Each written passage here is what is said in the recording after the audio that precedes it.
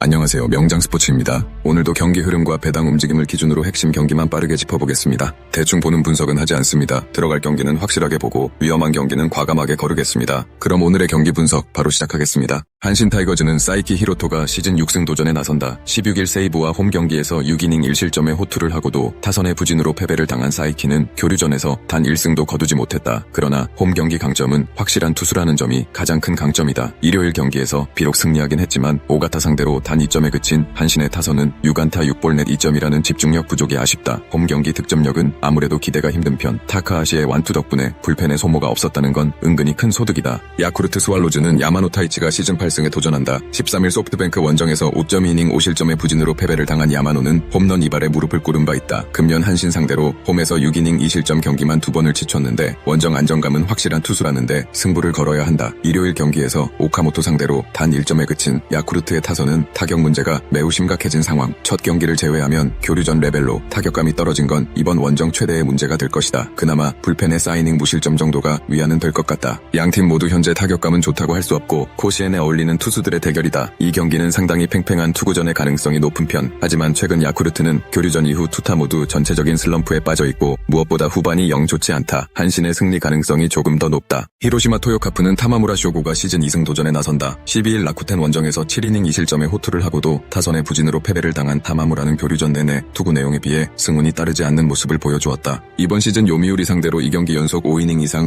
1실점이었다는 점 역시 무시할 수 없다. 일요일 경기에서 비록 승리하긴 했지만 타카하시 상대로 5회 초 2사에서 터진 코조노 카이토의 2타점 2루타로 올린 2점에 그친 히로시마의 타선은 9안타 4사사구 2득점이라는 집중력 문제가 다시 드러난 바 있다. 그나마 원정보다 홈이라는 점에 승부를 걸어야 할 듯 3이닝 무실점의 투구를 보여준 불펜은 타카가 7회 실점 위기를 무사히 막아낸 게 다행일 것이다. 요미우리 자이언츠는 토고 쇼세이가 시즌 4승에 도전한다. 10일 라쿠텐 원정에서 5안타 14삼진 완봉승을 거둔 토고는 완벽히 좋을 때의 모습으로 돌아왔다고 해도 과언이 아니다. 히로시마 상대로 기후 경기에서 5이닝 3실점으로 좋지 않았지만 그때의 토고는 절대로 아니다. 일요일 경기에서 야나기 상대로 이즈구치의 솔로 홈런 포함 3점을 올린 요미우리의 타선은 주니치의 불펜 공략 실패가 결국 역전패의 빌미를 준 격이 되었다. 4안타 2타점을 올린 이즈구치 유타의 활약은 패배로 빛이 발했다. 실책이 있었다고는 하지만 8회 초 4실점을 허용한 타이세이는 한번 무너질 때 너무 크게 무너지는 게 문제다. 양팀 모두 주말 시리즈의 타격은 빈말로도 좋다고 할 수 없는 레벨이었다. 이번 경기에서 바로 살아나긴 쉽지 않을 듯. 타마무라와 토고 모두 호투가 가능한 투수라는 건 의심의 여지가 없다. 이번 경기는 후반이 관건인데 요미우리의 경기력은 홈보다 원정이 더 좋고 타이세이가 2번 무너질 일도 없다. 요미우리의 승리 가능성이 조금 더 높다.